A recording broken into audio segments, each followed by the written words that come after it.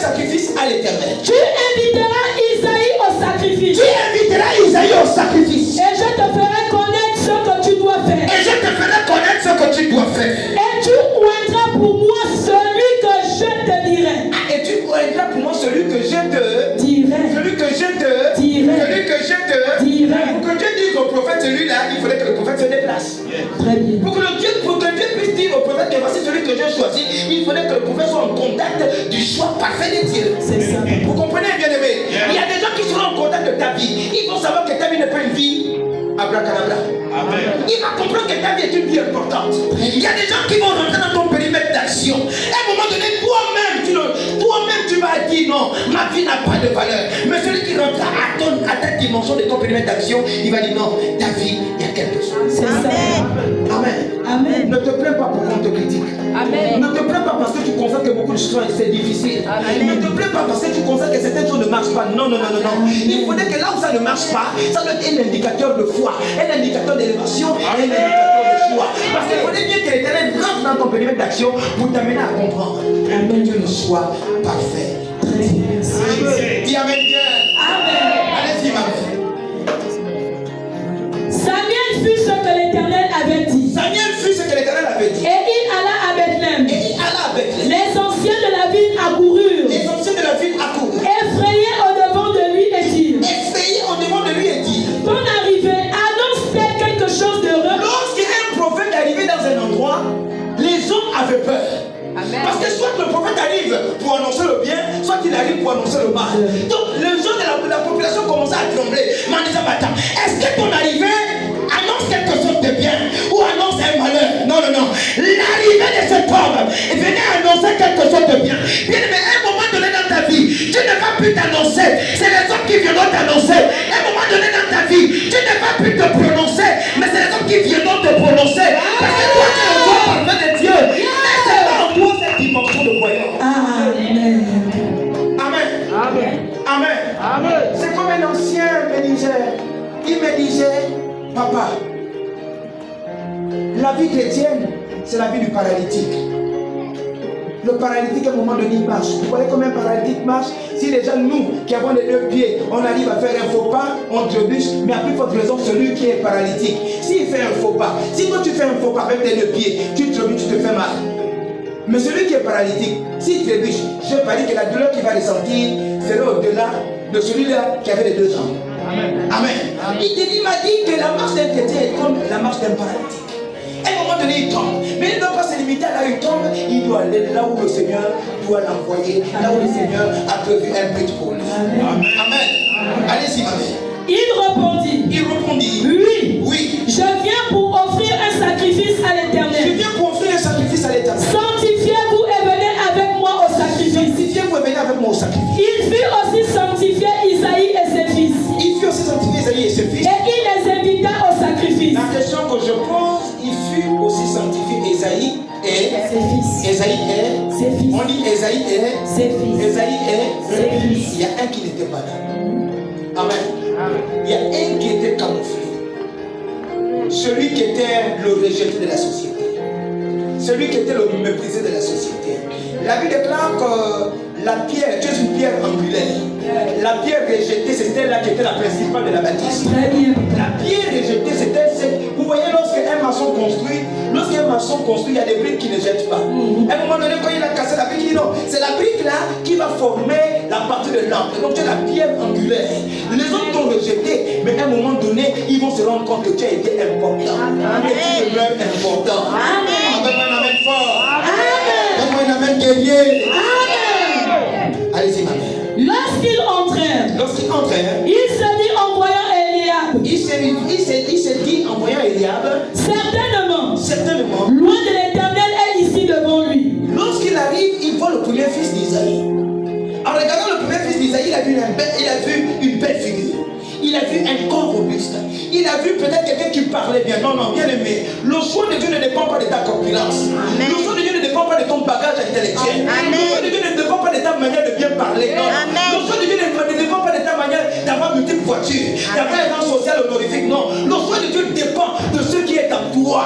C'est ce qui est en toi que Dieu regarde. Il ne regarde pas ce qui est à l'extérieur. Non. Il regarde ce qui est en toi. Et dès que le prophète est arrivé, mais la Bible d'abord m'enseigne et me dit que Samuel était l'un des prophètes dont sa prophétie ne tombait jamais à côté.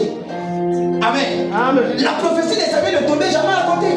Mais lorsqu'il est arrivé pour choisir le rôle de Dieu, il est arrivé à une dimension où sa prophétie allait déjà à côté. Amen. Amen. Parce que là, il n'a plus prophétisé, il a regardé par les yeux. Il y a des gens qui vont te regarder par les yeux charnels, mais il y en a d'autres qui vont te regarder par les yeux spirituels. Ils comprendront que non, au-delà de qu'il y a une spiritualité extraordinaire. Amen. Dis un peu Amen. Amen. Amen. Amen. Allez-y, Amen. Et l'Éternel dit à Samuel, ne prends point garde à son apparence, ne prends point garde à son apparence, et à la hauteur de sa taille, et à la hauteur de sa taille, car je l'ai rejeté. Car je l'ai rejeté. L'Éternel ne considère pas ce que l'homme considère. Il dit que l'Éternel ne considère pas ce que l'homme considère. Ça veut dire que si l'homme te considère et Dieu ne te considère pas, c'est inutile. La meilleure des choses, c'est la considération que Dieu a placée sur ta vie. Que les hommes te considèrent ou pas, en fous-toi. Mais par contre, il ne faut pas t'en foutre si Dieu ne te considère pas. C'est ça. C'est ce qui doit t'amener à pleurer, c'est les enfants. Amen. Est-ce que tu me considères? Amen. Amen. Amen. Amen. Ce n'est pas parfois tout le monde ce n'est pas parfois celui qu'on acclame que Dieu aussi acclame. Amen. Ce n'est pas parfois celui qu'on acclame que Dieu aussi acclame. Il faut bien savoir, ok, est-ce que celui-là qu'on acclame, Dieu est derrière lui? Amen. Amen. Amen. Amen. Amen. Amen. Et la question que je me pose quand je lis la parole de Dieu de la Genèse jusqu'à l'Apocalypse, pourquoi Dieu a fait des exploits avec les personnes qui ont des vies brouillons? Amen. Amen. Non. La question que je pose, papa, pourquoi quand tu lis de la Genèse à l'Apocalypse, pourquoi Dieu fait des exploits avec des personnes qui ont des vies brouillons? Pourquoi il fait des exploits? Parce que c'est lui seul qui est capable d'amener un ordre là où il y a le brouillon. C'est lui seul qui est capable d'amener un rangement là où c'est brouillon. Et voilà pourquoi il préfère rentrer dans la vie de celui qui est brouillon pour ôter la mauvaise page, pour mettre la meilleure de page, pour que ce temps soit en fait de rentrer dans une vie extraordinaire. Dis Amen. Amen. Allez-y, ma mère. L'homme regarde à ceux qui frappent les yeux. L'homme regarde à ceux qui frappent aux yeux. Mais l'Éternel regarde au cœur. Mais l'Éternel regarde au cœur. Isaïe appela Abinadab. Et il le fit passer devant Samuel. Et Samuel dit, l'Éternel n'a pas non plus choisi celui-ci. Isaïe fait passer Shama. Et Samuel dit, l'Éternel n'a pas non plus choisi celui-ci. Isaïe fait passer 7 fils devant Samuel. Et Samuel a dit à Isaïe, l'Éternel n'a choisi aucun d'eux. Mais la question que je pose, il a dit qu'il n'a choisi aucun d'eux. Donc ça veut dire que Dieu ne les a pas choisis parce qu'il y avait un problème. C'était quoi le problème? C'est l'état du cœur. Il a dit qu'il ne regarde pas l'apparence, mais il regarde par contre à l'état du cœur. La question que je veux te poser, toi serviteur de Dieu, toi serviteur de Bethesda, toi fidèle de Bethesda, quel est l'état de ton cœur? Est-ce que ton cœur est un cœur qui est sensible à la chose de Dieu? Est-ce que ton cœur est un cœur qui, malgré tu es dans la faiblesse, qui, malgré tu es dans le péché, mais est-ce que ton cœur a le désir de chercher véritablement Dieu? Il a dit qu'il ne regarde pas l'apparence.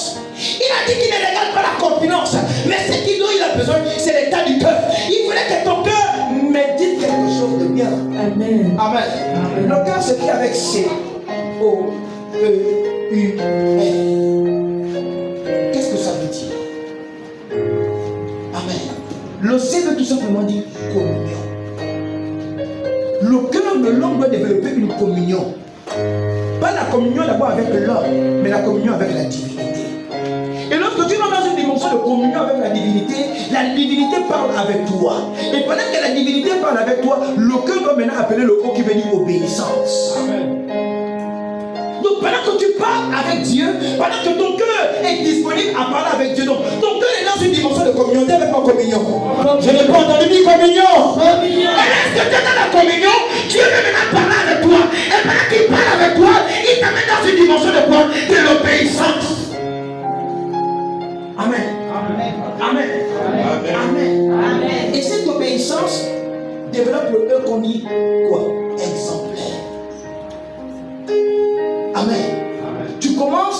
à rentrer dans la communion, tu obéis à Dieu et ton obéissance à Dieu fait de toi un homme ou une femme exemplaire.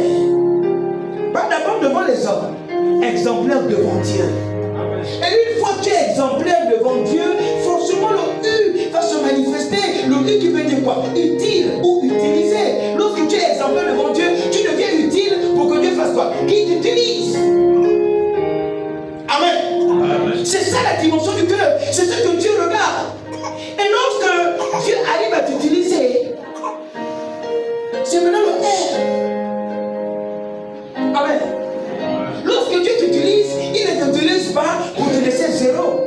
Il t'utilise pour t'amener dans le temps une dimension de réconfort. Le R veut dire réconfort. Donc le C, communion. Le O, obéissance. Le E, exemplaire. Le U, utile ou utilisé. Et le R, c'est le réconfort. Voilà pourquoi le diable, qu'est-ce qu'il fait? Le diable veut beaucoup détruire le cœur des serviteurs de Dieu. Le diable veut beaucoup troubler le cœur des serviteurs de Dieu.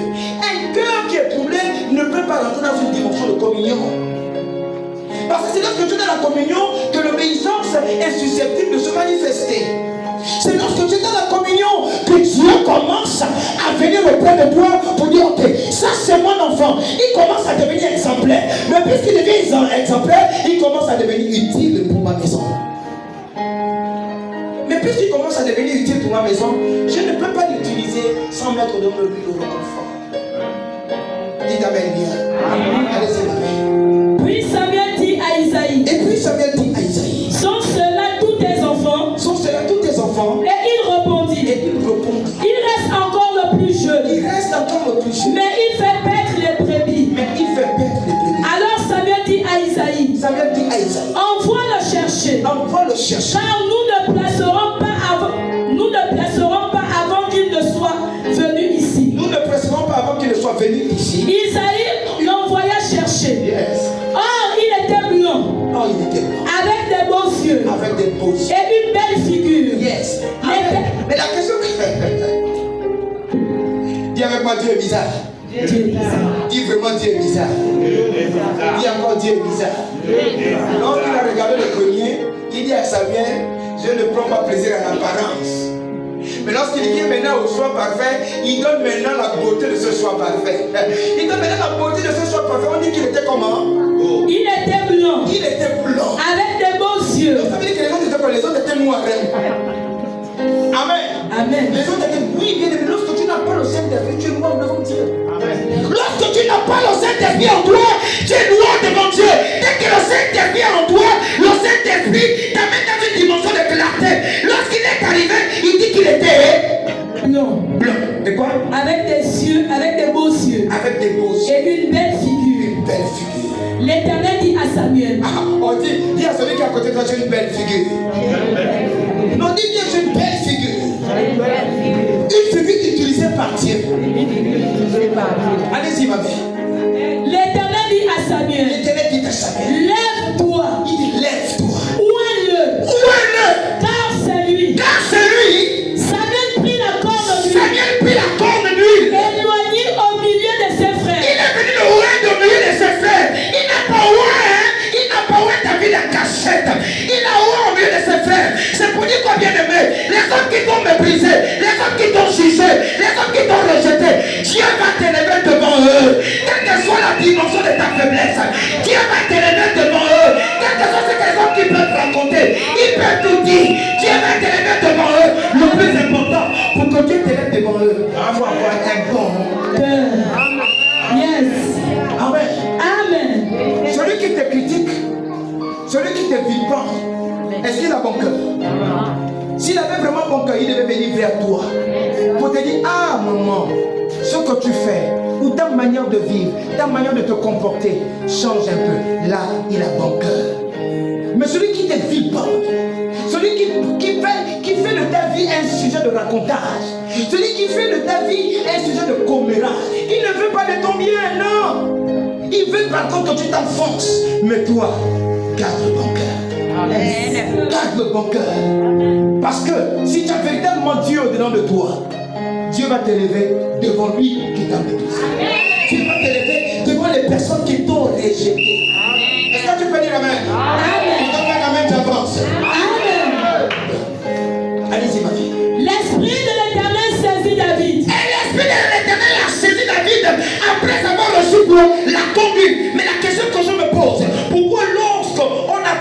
Saoul, on n'a pas consacré Saoul avec une corde, mais on a consacré Saoul avec une fiole d'huile. Il faut comprendre que ta vie n'est pas celle de l'autre. Amen. Ta vie n'est pas celle de l'autre. Voilà pourquoi le sous-thème c'est que le désir du bien d'autrui nuit à ma vie. Ta vie n'est pas celle de l'autre. Ta vie est celle que Dieu a prédestinée. Lui, on l'a oué avec une fiole d'huile. La fiole d'huile est créée et fabriquée par les hommes. Mais la corde est fabriquée seule par Dieu. Ça veut dire que ta vie est une vie exceptionnelle. Est-ce que tu peux dire amen? Amen. Amen, amen, quelqu'un qui est en éveil. Amen. Allez-y, à partir de ce jour, à partir de ce jour, et dans la suite, Samuel se leva et s'en alla à Rama. Amen. On dit amen bien. Est-ce que tu peux acclamer très fort pour Jésus? Voilà, dis maintenant à quelqu'un, on est en train d'aller à 2 Samuel. Non, dis à quelqu'un, on est en train de tous ton fait, on est en train d'aller à 2 Samuel. Bon, tu es en train de toucher, voilà, vous voyez, voilà pourquoi vous allez remarquer que dans l'église, il y a des gens qui ne s'aiment pas. On te demande de toucher même l'épaule de ta soeur, tu as peur. Amen. Non, touche l'épaule de ta soeur. Elle ne va pas te manger. Maman, touche l'épaule, voilà. Elle ne va pas te manger. Papa, touche l'épaule, il ne va pas te manger. Dis, on est en train d'aller à 2 Samuel. Voilà, dis. Non, touche maman, touche. Dis, on est en train d'aller à 2 Samuel. Amen. La fraternité, l'amour, l'unité doit demeurer parmi nous. Amen. Parce que quand je te vois assis là, tu es comme les députés à l'Assemblée. Non, on n'est pas à l'Assemblée, nous sommes dans la maison de Dieu. Donc celle ou celui qui est à côté de toi, c'est ton frère. Dis à celui qui est à côté de toi, Wonga. Tu es ma sœur. Amen. Ok, nous allons descendre à 2 Samuel 11, verset 1 à 12. Je vais commenter cette parole. La Bible nous parle que les rois se mettaient en bataille. C'était venu à l'année où les rois devaient aller combattre. Et pendant que les rois devaient aller combattre, donc ça veut dire que les rois n'allaient pas combattre seuls. Ils allaient combattre avec l'armée. Mais pendant que les rois devaient aller combattre, David n'est pas parti au combat. Il a par contre envoyé le commandant de sa garde pour aller combattre avec moi. Erreur. Tiens comme erreur.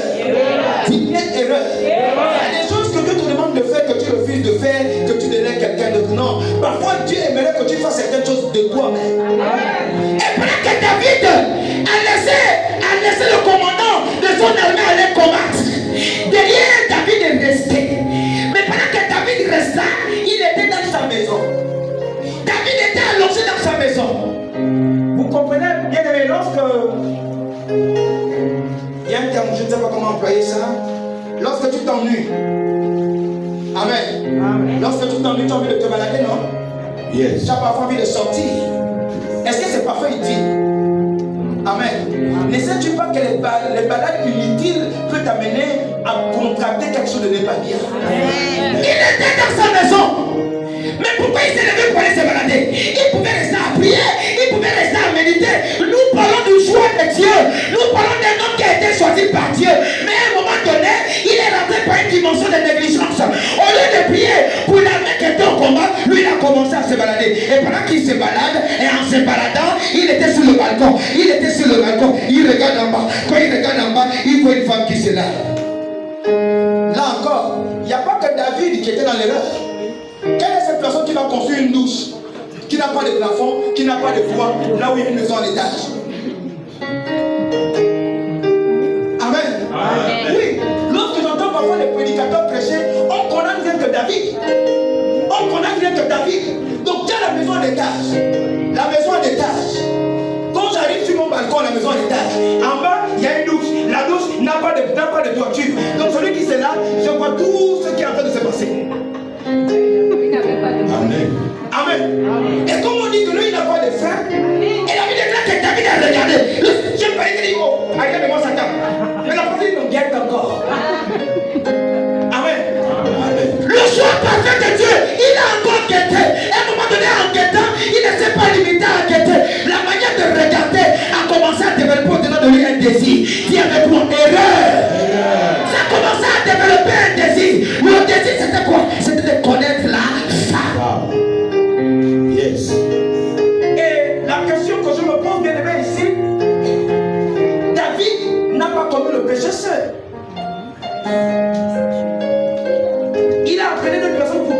dans son péché. Il appelle un de ses intendants, il dit, mais attends, qui est cette femme? L'intendant lui dit, mais la femme qui est en train de se laver s'appelle Bathsheba.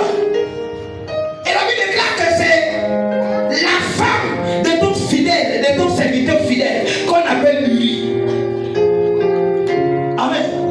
Mais dès qu'il entend déjà que c'est la femme de ton serviteur fidèle, qu'on appelle Uri, maintenant, normalement, il devait être désarmé. Yes. Amen. Il devait être désarmé. Mais pourquoi il n'a pas été désarmé? Parce qu'au préalable, il a commis une erreur. Il devait être au front. Bien aimé, à chaque fois que tu perds le temps à ne pas venir à l'église, à ne pas prier, ça va te donner la capacité de développer des choses dont le Seigneur n'est pas à l'intérieur.